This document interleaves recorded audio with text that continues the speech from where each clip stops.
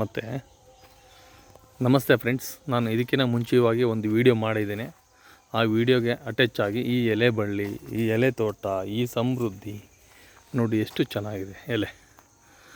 ಇವತ್ತು ಎಲೆಗೆ ತುಂಬ ಬೇಡಿಕೆ ಇದೆ. ಯಾವುದೇ ಥರ ನಮ್ಮ ಸಂಪ್ರದಾಯ ಪ್ರಕಾರ ಒಂದು ಚಿಕ್ಕ ಒಂದು ಪೂಜೆ ಪುನಸ್ಕಾರದಿಂದ ಹಿಡಿದು ದೇವಸ್ಥಾನಗಳ ಪೂಜೆ ಪುನಸ್ಕಾರದಿಂದ ನಮ್ಮ ಅಜ್ಜಿಯಂದಿರು ತಾಯಿಯಂದಿರು ಎಲೆ ಅಡಿಕೆ ಹಾಕಬೇಕಂದ್ರೆ ತುಂಬ ಖುಷಿಪಟ್ಟು ಎಲೆಗಳ ಮಾರ್ಕೆಟಲ್ಲಿ ಬೈ ಮಾಡ್ತೀವಿ.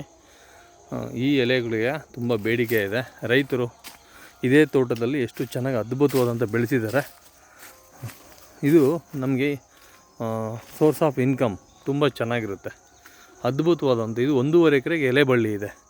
ಇದು 1984ರಲ್ಲಿ ಈ ಎಲೆ ಬಳ್ಳಿನ ಹಾಕಿರೋದು.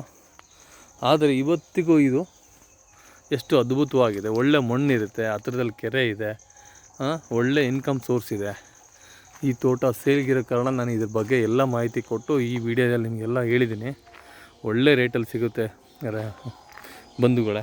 ಮಣ್ಣು ನೋಡಿ ಎಷ್ಟು ಚೆನ್ನಾಗಿದೆ, ಆರ್ಗಾನಿಕ್ ಮಣ್ಣು. ಇದು ತುಂಬ ಅದ್ಭುತವಾದಂಥ ಅಡಿಕೆ ಮರದ ಒಂದು ಬುಡ ನೋಡಿ, ನೀವು ಹೇಳ್ತೀರಾ ಎಷ್ಟು ಅದ್ಭುತವಾದಂಥ ಮರ. ತುಂಬ ಚೆನ್ನಾಗಿದೆ.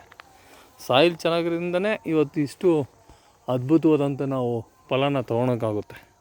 ಇದೇ ಮರಗಳ ಒಂದು ಗೋಟಿನಿಂದನೇ ರೈತರು ಇಲ್ಲಿ ಸಸಿಗಳನ್ನು ತಯಾರು ಮಾಡಿ ಇದೇ ತೋಟಕ್ಕೆ ಒಂದು ಅಡಿಕೆ ಮತ್ತೆ ಹಾಕಿ ಬೆಳೀತಾ ಇದ್ದಾರೆ.